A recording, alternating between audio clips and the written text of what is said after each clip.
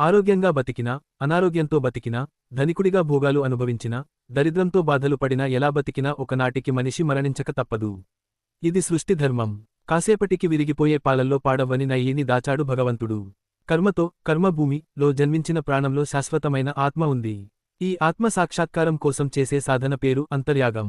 ఎంత సంపాదించినా అది కుటుంబం కోసం, దాచిన ధనం దొరలు పాలు లేదా దొంగల పాలు. దోచుకోలేనిది విద్య అయితే శాశ్వతమైన సంపద ఆధ్యాత్మిక సంపద.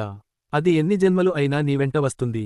నిత్యకర్మలు ఆచరిస్తూ మీ బాధ్యతలు కర్తవ్యం నిర్వహిస్తూ ధర్మబద్ధమైన జీవితం గడుపుతూ దైవస్మరణ విడువకుండా సాధన మార్గంలో సాగిపోవాలి. ఏ ఉపాసనా చేయకున్నా నీ రోజు పూర్తి అవుతుంది.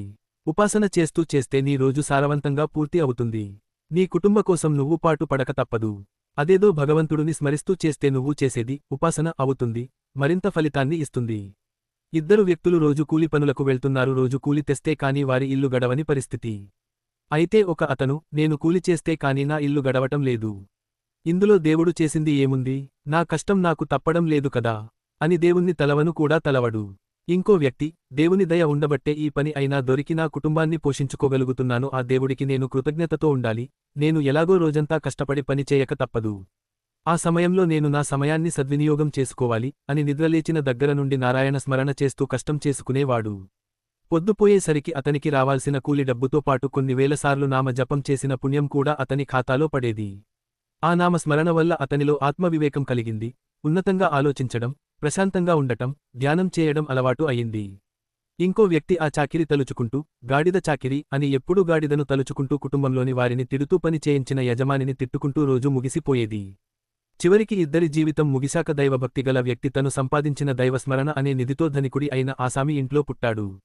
ఎప్పుడూ తిట్టుకుంటూ ఒకరిని దూషిస్తూ ఆ పాపం అకౌంట్లో వేసుకున్న వ్యక్తి గాడిదగా చాకలివాళ్ల ఇంట్లో గాడిదకు పుట్టాడు. ఇప్పుడు గాడిద చాకిరి తప్పదు.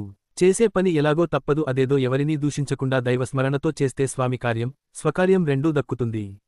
ఉండే బాధలు, పనులు ఎప్పుడూ ఉంటుంది, అది తప్పదు. ఎంత నెత్తిన పెట్టుకుని చూసినా ఒక వయసుకి ఎవరిదారి వాళ్లు చూసుకోకుండా ఉండరు. ఎంత అందంగా అలంకరించిన దేహానికి అయినా వృద్ధాప్యం రాక తప్పదు.